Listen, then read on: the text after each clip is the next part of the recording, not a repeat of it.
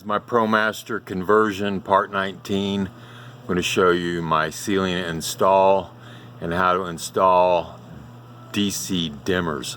And I have two DC dimmers I'm going to show you real quick. That's one, and then I got one here.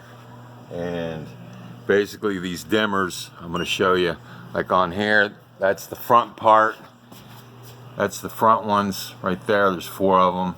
And then you have your rear ones, which are right here, and of course they dim like that. So anyway, to show you the ceiling install, I'm going to show you that. This is pretty much how it looks right now, right there, and everything's buttoned up right in there. So that's pretty much how the ceiling. If you looked at my other videos, you'll see how I did this tongue and groove, how they go. They mount about to the top of the trusses of the rig. Now I'm going to talk about this dimmer switch right here. There's pros and cons to both of these.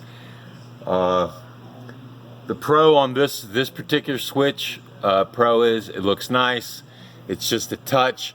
Move your finger up to brighten or dim, and you got two arrows which also brighten and dim, and then you got a touch and it beeps when you turn the lights on or off. So the pro to this switch is it looks sleek as compared to the other one I'm going to show you here in a minute. But I'm going to show you how I wired this up, because the instructions are not very good at all. In the instructions, what this says on the back of this switch, what you have is you have a ribbon right here, and the instructions say take that ribbon off, but I didn't do it because obviously it's made from China. I didn't want to risk bending one of those or anything like that. And you see they have this box right here, and it's about 3 inches long and about 1.5 inches wide, and then it has 4 screws on the back side of this box. Let me see if I can show you on the back of that box where the wires are. Now, the con to this is on the back side of this, the connection screws to the wires are less than 1/8 inch apart, and it takes 4 wires. So your 4 wires are this: you've got your power wire, which comes from your bus power, and goes into it, and you have a ground from your ground bar that goes into the back, and then the other 2 are your, as designated by the switch, is out. So you have negative out and positive out.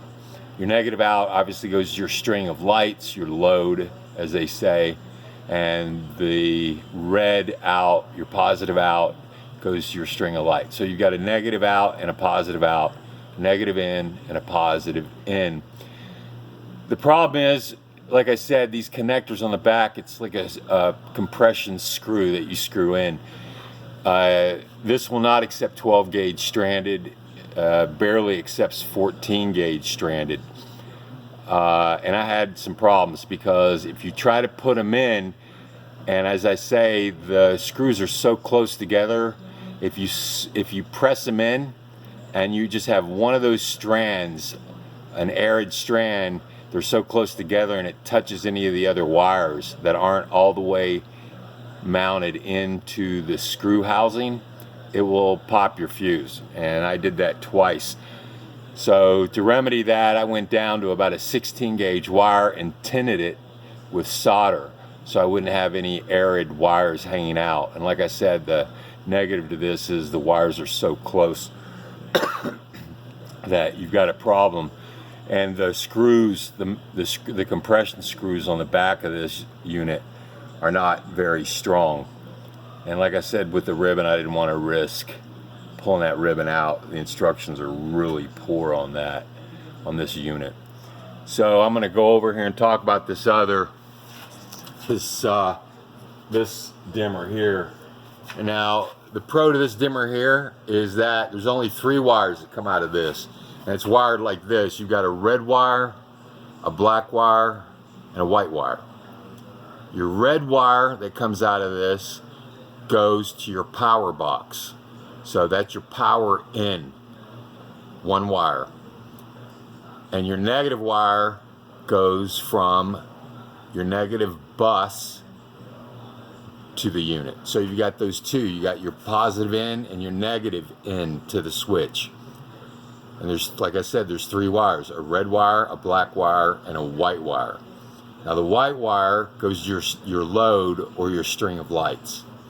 And however, the negative to this switch is that now you also have a negative obviously coming off of your load, your string of lights that you haven't wired up. Because like I said, the white wire is your power going to your string of lights.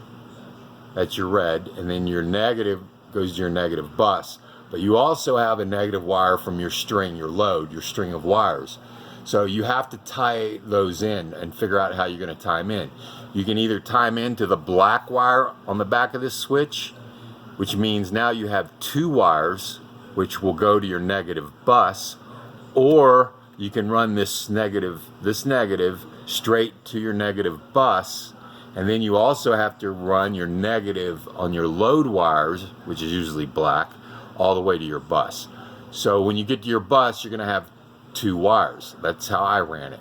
My negative on my load, my lights, I ran to my bus, and I tied it to this switch, the black, the negative on here, all the way back to my bus. And I twisted those together and then wired them into my negative bus. The white wire, as I said, goes to your string of lights. So that's the pros and cons on wiring both of these switches. I didn't see a lot of videos on wiring these DC dimmers, so I decided to do it. So those are the two dimmers. Just decided to go over that. And like I said, I got my Max fan, got my remote mounted for the Max fan up there, and then built a little shelf right here for utensils, stuff like that, anything you have. That's my control panel, and that's my battery bank.